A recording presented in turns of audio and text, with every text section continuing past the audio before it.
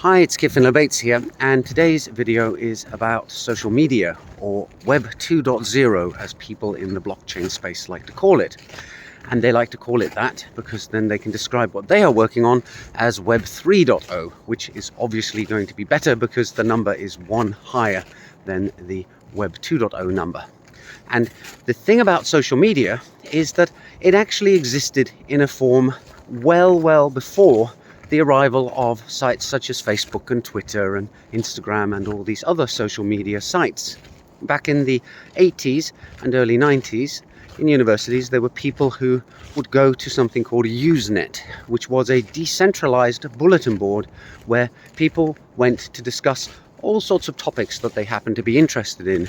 There were Usenet news groups called things like Alt.computing for people who want to talk about computing, or Cam.misc for people who wanted to talk about the things going on in and around Cambridge. There were literally thousands of these groups, and there were hundreds of thousands, millions in fact, of people using it. But the one big difference between this decentralized social media system and the current ones that we are all familiar with is, as far as I'm concerned, the invention of the follower and the like. And those two things tap into a psychological need that pretty much every human being has, namely to be recognized. And chasing likes and chasing followers has become a major pastime for people who are trying to use social media in order to further their marketing aims, is what it really boils down to, in order to increase the world's awareness of them and to increase their reach and power over a particular sphere of influence. And when you think about it that way, that makes the follower and the like concept a really powerful one, even though it's actually an incredibly simple thing. Just having that one piece missing in the 80s and 90s is probably the major contributor to Usenet not being a well-known popular system. And that's a shame because, as I said, Usenet is actually decentralized. There's no central authority managing the whole thing.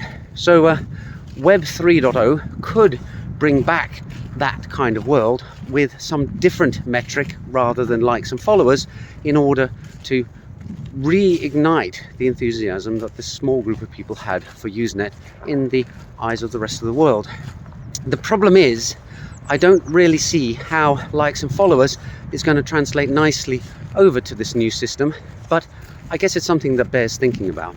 Anyway, the fundamental point I'm trying to make really is that just as Web 2.0 was the same old thing but with one twist that made all the difference, even though that twist was simple, Web 3.0, in order to succeed and overtake Web 2.0, has to have the similar innovation that Web 2.0 had. It doesn't have to be the same thing, but it has to have the same kind of impact and significance. Now, my feeling is that that twist is going to be true ownership by the individual, but I'm not 100% convinced. So I'm going to put the question out there. What do you think the one simple change that Web 3.0 could introduce will be, and how's it going to work? I look forward to reading the comments on this one, and I'll see you in the next video soon. Bye for now.